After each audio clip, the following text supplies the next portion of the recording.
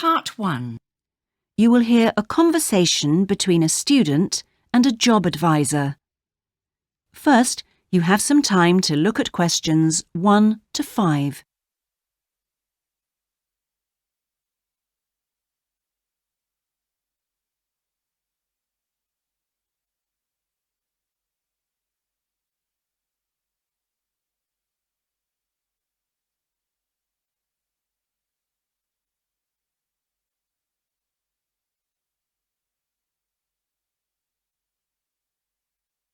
Listen carefully and answer questions 1 to 5. Good morning. Oh, good morning. Is this, room number 26? Yes, that's right. So, is this the Student Job Centre? It certainly is. How can I help you? Well, actually, I'm looking for a job, a part-time job. Do you have anything available at the moment? Yes. Are you a registered student? I'm afraid this service is only available to full-time students. Yes, I am. I'm doing a degree in business studies. Here's my student card. Which year are you in?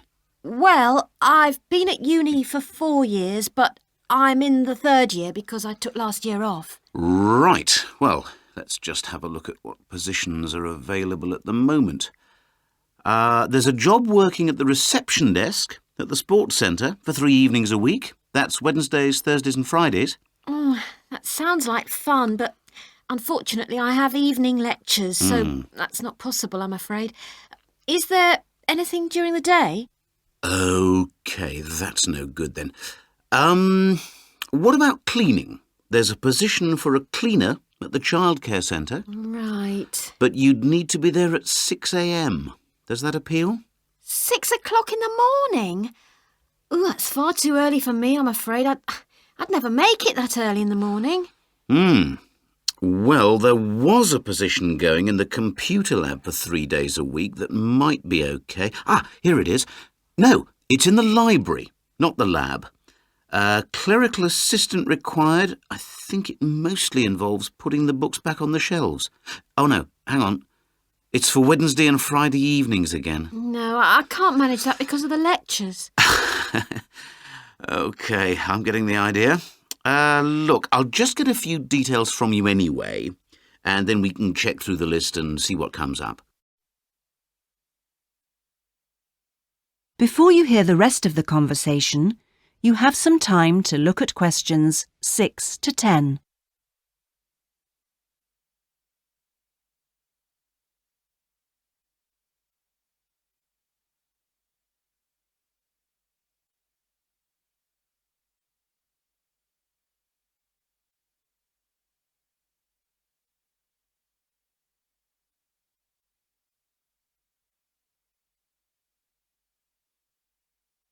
Now listen and answer questions 6 to 10.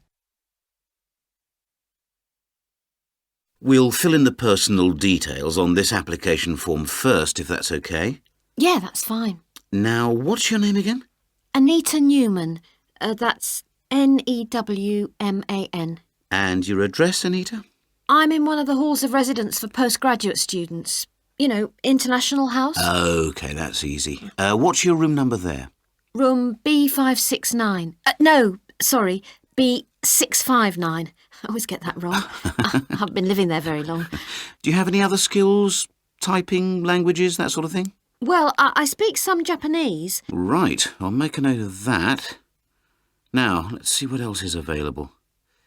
What do you think of administrative work? There's a position for an office assistant at the English Language Centre. That sounds interesting. It's for 3 days a week, Monday, Friday and Saturday mornings. Interested?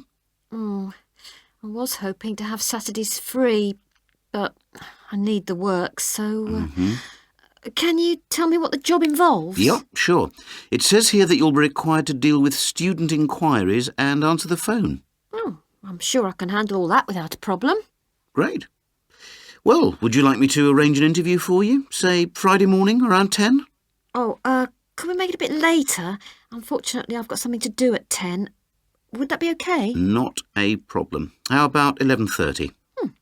Hope it works out for you, Anita. Me too. And thanks for all your help. That is the end of part 1. You now have half a minute to check your answers.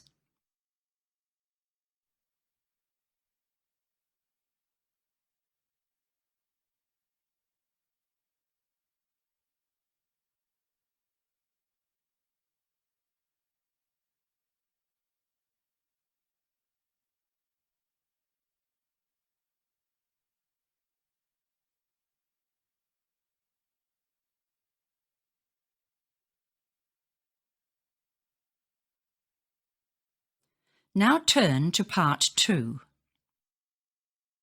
Part 2. You will hear a talk given by a group offering a walking holiday to raise money for charity. First, you have some time to look at questions 11 to 16.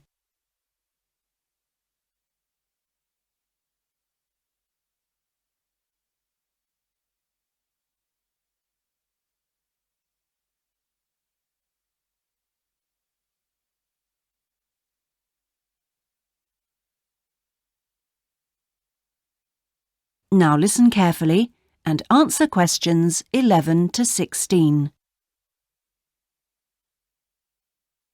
Good morning. I'm very pleased to have been invited along to your club to talk about our charity-sponsored walking holiday for education aid.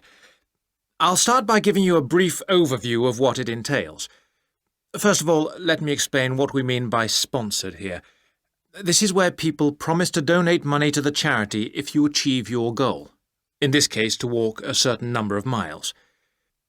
Basically, we are organising a 10-day holiday from the 6th to the 16th of November, with 8 days actual walking, trekking in the Samira Mountains. Let's have a look at some of the details. We require you to raise sponsorship money of at least $3,200, paying $250 of it up front as a deposit, and the rest in stages throughout the year.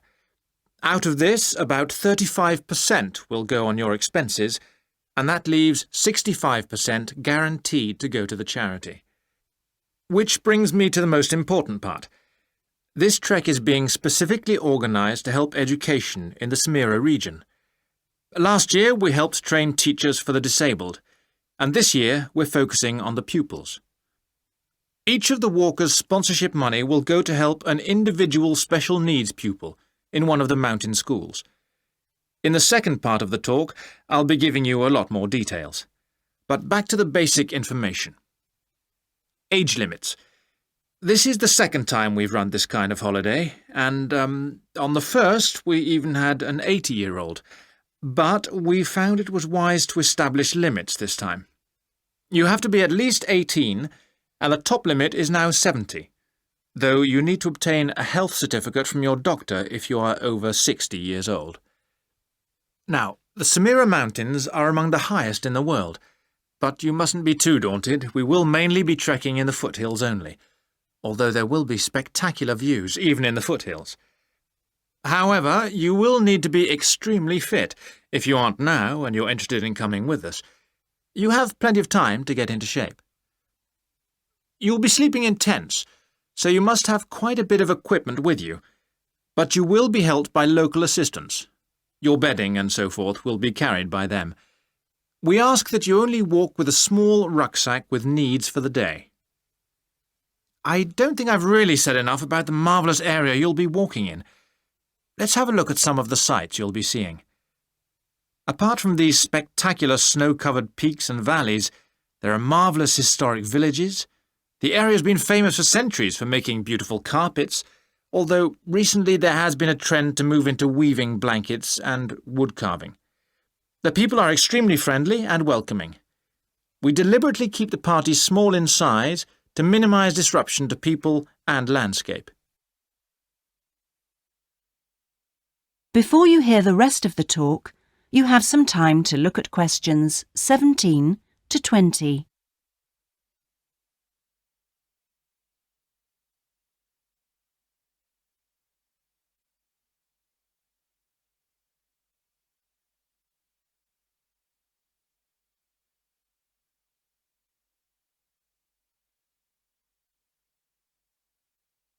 Now listen and answer questions 17 to 20. I hope that there are still some people interested. I will be distributing leaflets at the end where you can find out more information. But just for the moment, I'll outline the itinerary, the main high points of the holiday. Obviously, you'll start by flying out to Kishba, the capital city, on day 1. After a couple of days to acclimatise yourself, you'll start the trek on day 3, walking through the enormous Katiba forest, which will take the whole of the day. Day 4 takes us higher up, going through the foothills, past a number of villages, and visiting a school for the disabled in Sohan. Then you have a rest day, that's day 5, before going to the spectacular Kumi Temple, with 12th century carvings, set in a small forest by a lake, and that's day 6, the highlight for many. We stay near there for day 7, because then comes the hardest day, walking through very mountainous country, but culminating in a swim in the Pate Falls. This is the highest waterfall in the region. Day 9 is much easier, with part of the day spent in a village where they make some of the gorgeous red blankets. Then back down to Kishba and the journey home. So, you can see it's a pretty packed timetable. That is the end of part 2. You now have half a minute to check your answers.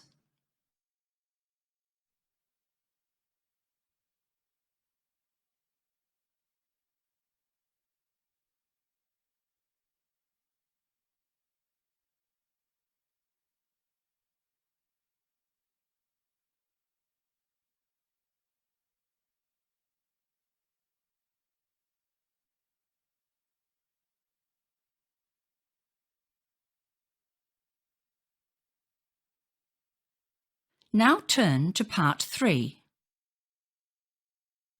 Part 3. You will hear part of a seminar on ocean research given by a climate scientist. First, you have some time to look at questions 21 to 25.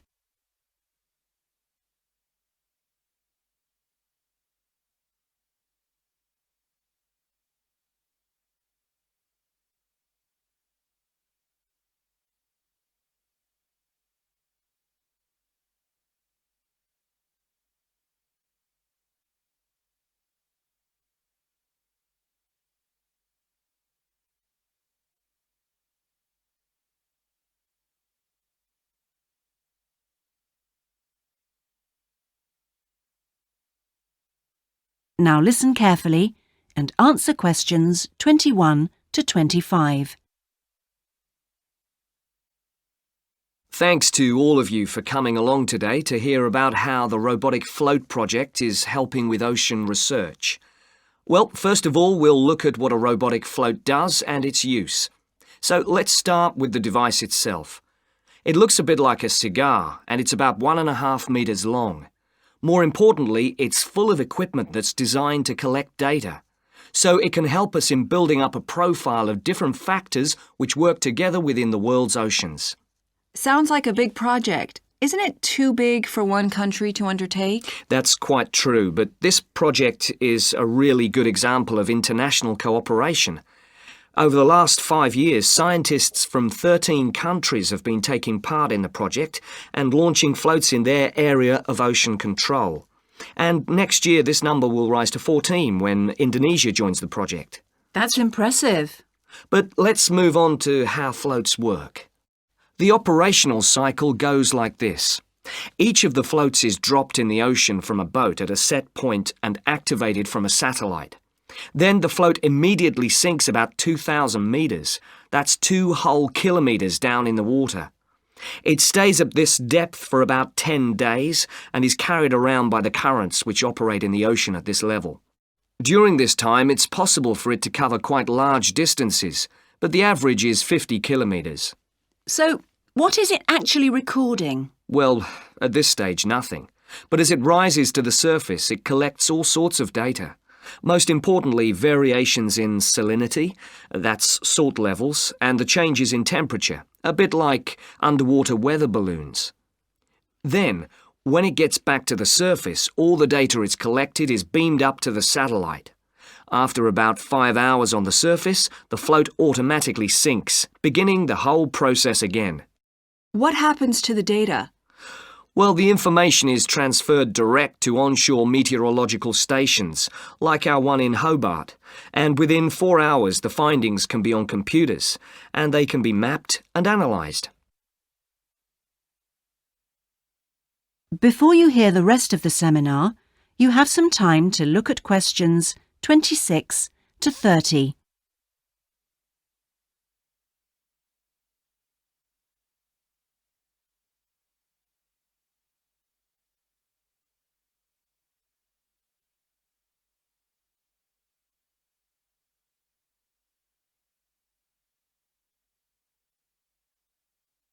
Now listen and answer questions 26 to 30. You say you're building models of the world's ocean systems, but how are they going to be used? And more importantly, when? Some of the data has already helped in completing projects. For example, our understanding of the underlying causes of El Niño events is being confirmed by float data.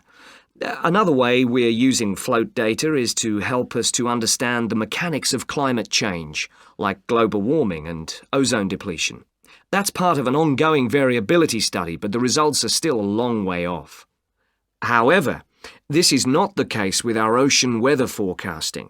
Because we know from the floats what the prevailing weather conditions will be in certain parts of the ocean, we can advise the Navy on search and rescue missions.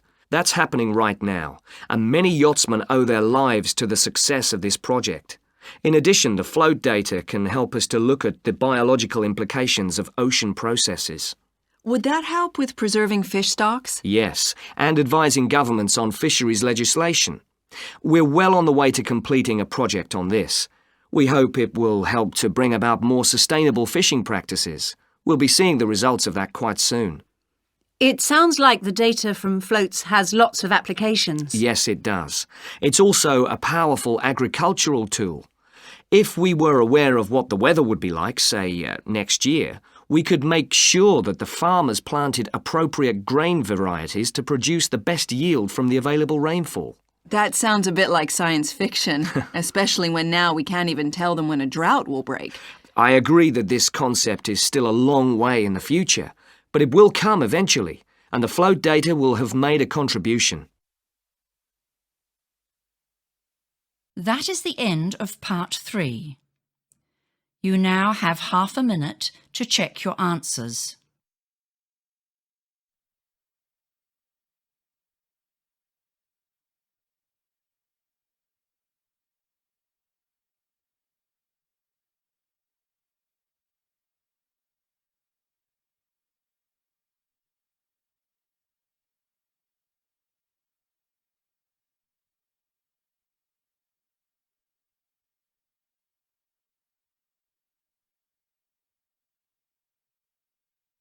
Now turn to part 4. Part 4. You will hear part of a lecture about hotels and the tourist industry. First, you have some time to look at questions 31 to 40.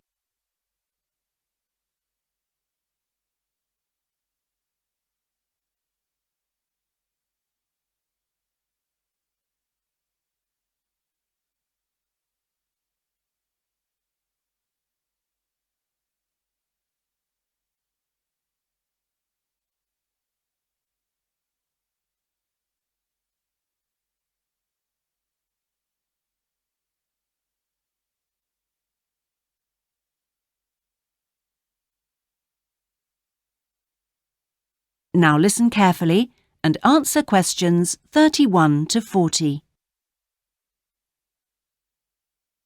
Good morning, everyone. Today's lecture forms part of the Hospitality and Tourism module. Last week, I looked at the economy end of the hotel business. This week, I'm going to discuss the luxury end of the market. Let's consider the following scenario.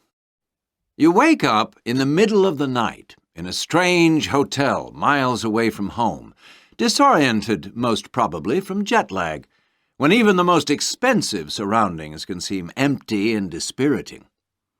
You have paid a great deal of money to stay in this first-class hotel with its contemporary technology, but according to recent research carried out by an international travel and public relations company, all is not well.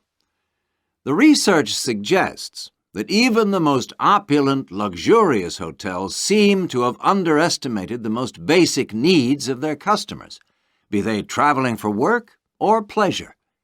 The need to feel at home in surroundings which are both familiar and inviting. Do these findings, however, apply only to hotels situated in particular areas? Is it possible that the external environment can affect a guest's well-being? The company's research covered a whole range of different hotel types, both independent hotels and those which are part of large chains.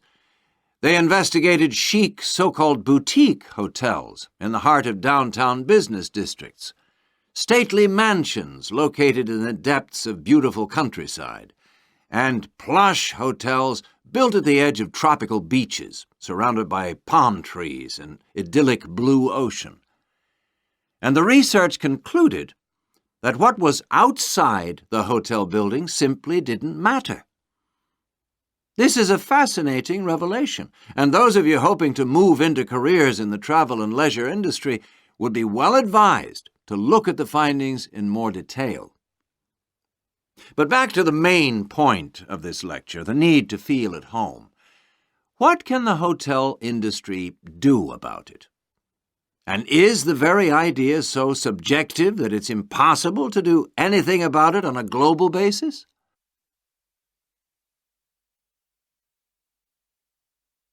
However, nothing stands still in this world. One company has come up with the slogan, "Take your home with you," and aims to provide clients with luxury serviced apartments. Those in the business travel industry maintain that these serviced apartments dispense with all the unwanted and expensive hotel services that business travelers don't want, while maximizing the facilities they do want. For example, not only sleeping and living accommodation, but also a sleek modern kitchen that allows guests to cook and entertain, if they wish, at no additional cost. The attractions of such facilities are obvious, and it'll be interesting to see whether the company manages to establish a trend all over the world and make a lasting impact on the luxury accommodation market. Now, finally, I want to consider the psychology underpinning the traditional holiday hotel industry. As a hotelier, how do you go about attracting people to give up the security of their own home and entrust themselves to staying in a completely strange place and sleeping in an unfamiliar bed? Firstly, hotels exploit people's need to escape the predictability of their everyday lives. For a few days, people can pretend they are free of responsibilities and can indulge themselves. Secondly, there is something very powerful in our need to be pampered and looked after. It's almost as if we returned to being a baby when everything was done for us and we felt safe and secure. And not far removed from this is the pleasure in being spoilt and given little treats, like the minuscule bottles of shampoo and tiny bars of soap, the chocolate on your pillow at night. And we actually forget that we are paying for it all. Next week, I'm going to look at eco-hotels, a fairly new phenomenon, but increasingly popular, particularly... That is the end of part 4. You now have half a minute to check your answers.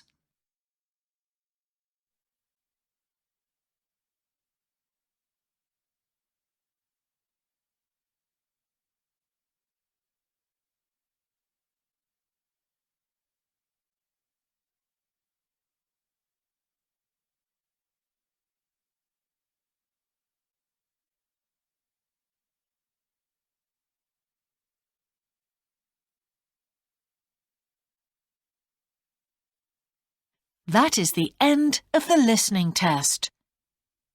In the IELTS test, you would now have 10 minutes to transfer your answers to the answer sheet.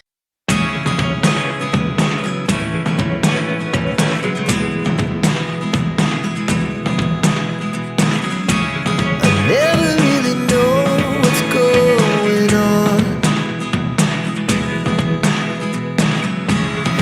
Look at me sometimes like all you want to do is run.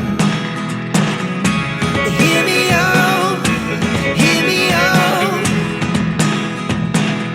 It's all the things you never show. There are the things I want to know.